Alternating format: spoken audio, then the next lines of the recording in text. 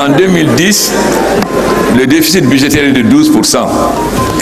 Le Fonds monétaire m'a imposé de passer à 2% en une année. Nous n'avons pas droit, bien sûr, au crédit. On avait droit que au crédit concessionnel, mais personne ne faisait le crédit concessionnel.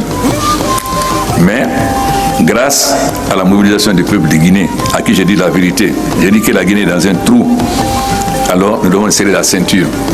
Et grâce donc à la mobilisation du peuple de Guinée et la coopération avec les syndicats, nous avons pu obtenir le PPTE.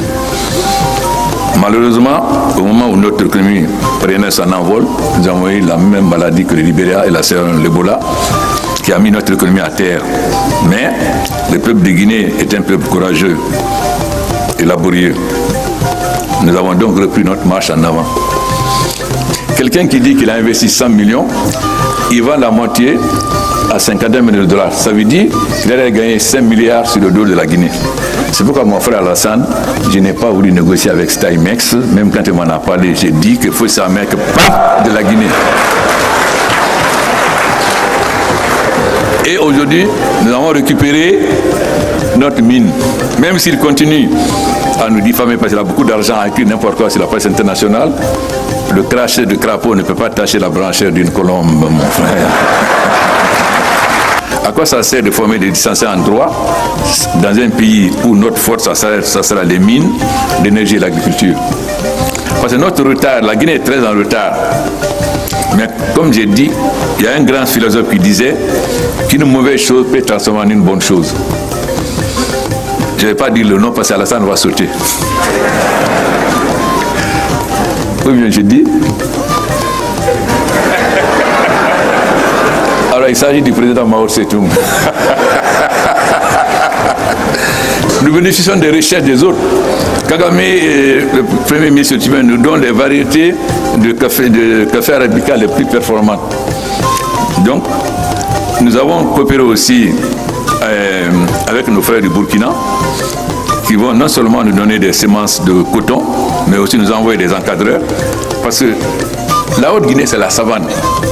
Comment pouvez-vous expliquer que le Mali puisse faire 500 000 tonnes de coton et que nous, on était à 20 000, on est tombé, quand j'arrive, on était à 2 000. Mais pourquoi nous ne pouvons pas faire autant de coton que le Mali? Alors nous allons relever ces défis. L'Afrique, nous avons une population jeune. C'est une chance, mais aussi un danger. Une chance si nous arrivons à leur donner du travail. Mais une bombe si nous n'arrivons pas à leur trouver du travail.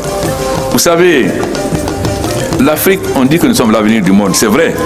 Mais pour cela, faudrait-il que nous-mêmes, nous ayons confiance en nous-mêmes. Ce qui manque à nous, chefs d'État africains, c'est que souvent, on n'a pas confiance à nos hommes d'affaires. On pense que les Européens font mieux.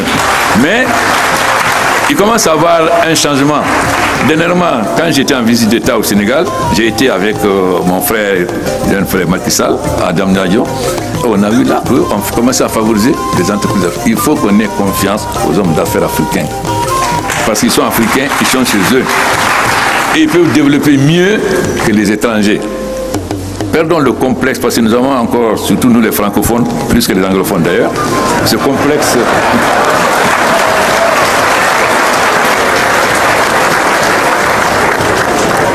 Mais je crois que les choses commencent à évoluer, car l'Afrique doit prendre son destin en main. À Deauville, il se fait moi, on avait mis les grandes puissances en garde. N'intervenez pas en Libye. Votre intervention va avoir deux conséquences.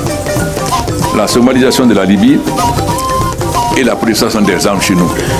Qui connaît comment la Libye était gouvernée, c'est que si Kadhafi n'est pas là, chaque Libye va prendre son indépendance.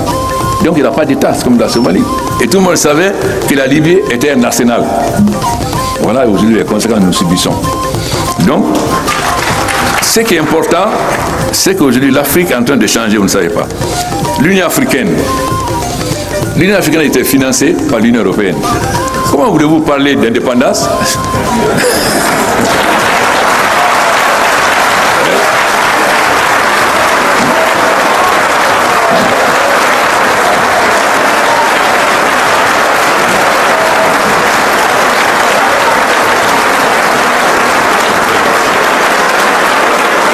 Mais Cela est en train de changer. Quand il y a un sommet de l'Union africaine, de l'Union européenne, pardon, tous les 6 à 10 heures, tous les chefs d'État sont dans la salle à 10 heures moins 5.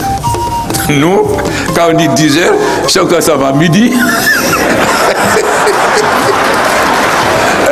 Si on commence à midi, on a commencé tôt.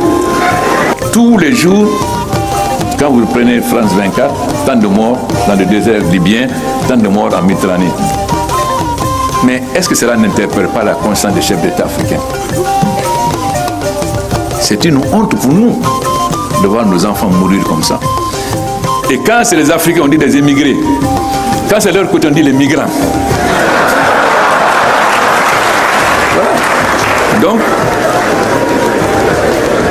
j'interpelle, mais je peux me permettre, je suis plus âgé qu'eux, donc je peux les interpeller.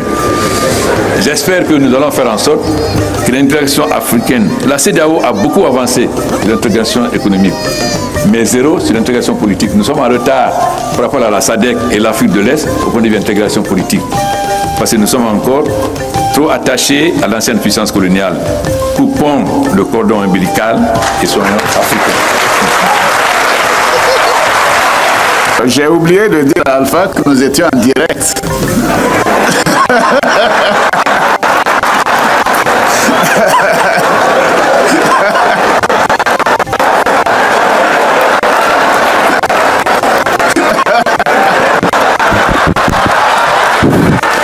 Alassane, moi j'assume ce que je dis.